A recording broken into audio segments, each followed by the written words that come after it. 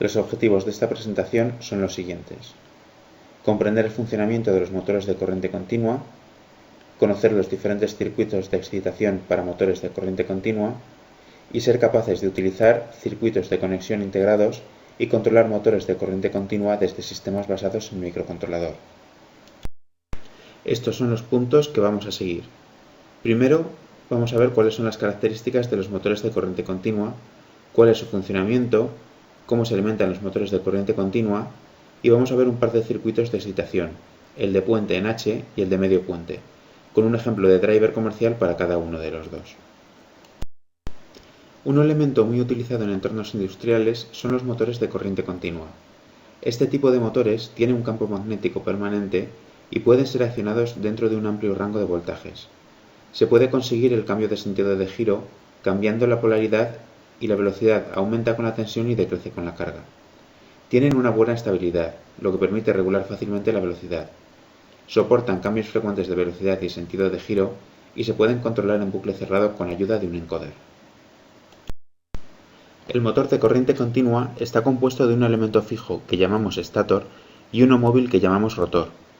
También hay dos devanados, el inductor y el inducido. El inductor crea un flujo magnético en el entrehierro, que es el espacio entre rotor y estator.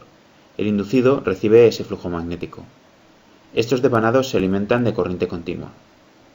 Generalmente el inductor va bobinado en el estator y el inducido en el rotor. Como hemos dicho, el rotor es móvil, por lo que para que le llegue alimentación se utilizan unas escobillas. Son un elemento que está sometido a un rozamiento continuo, por lo que necesitan de un mantenimiento, aunque también existen motores sin escobillas.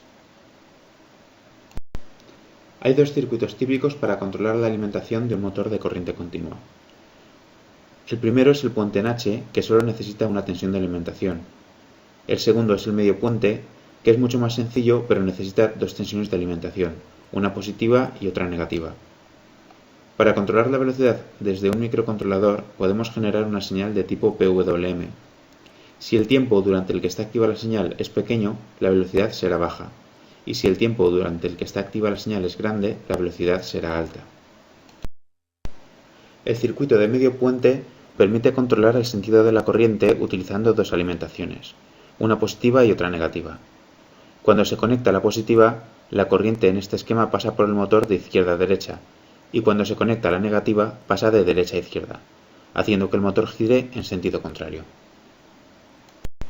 Una posible implementación del medio puente es con el driver L293. Este driver integra dos medios puentes. Cada uno de ellos se puede utilizar como en este esquema. Por un lado, si aplicamos una señal de tipo PWM sobre la línea de habilitación, podremos controlar la velocidad. Si además modificamos la entrada del driver, estamos invirtiendo el sentido de la corriente, por lo que controlaremos el sentido de giro del motor. El circuito de puente en H permite mover el motor en ambos sentidos sin tener que duplicar la alimentación. En este circuito tenemos dos conmutadores que pueden conectar cada uno de los terminales del motor a alimentación o a masa. De esta manera se puede decidir en qué sentido queremos que circule la corriente y por lo tanto que gire el motor. En la práctica, cada uno de los conmutadores se implementa con dos transistores o con un circuito como el siguiente. En este circuito se utiliza el driver L298 que integra dos puentes en H completos. Cada uno de ellos es suficiente para controlar un motor de corriente continua. Este es uno de los dos puentes en H del L298. A sus entradas vamos a conectar dos de las salidas del microcontrolador. Y este es el motor en el que vamos a conectar unos diodos de protección. Estas dos líneas conectan el L298 con el motor. Por último, este driver tiene una salida independiente para cada uno de los dos puentes, a la que se puede conectar una resistencia calibrada y medir la corriente que pasa por el motor. En esta presentación se ha estudiado el principio de funcionamiento de los motores de corriente continua. Se han visto un par de circuitos de alimentación para este tipo de motores y también se ha visto cómo controlar tanto sentido de giro como velocidad cuando se conectan a un sistema microcontrolador.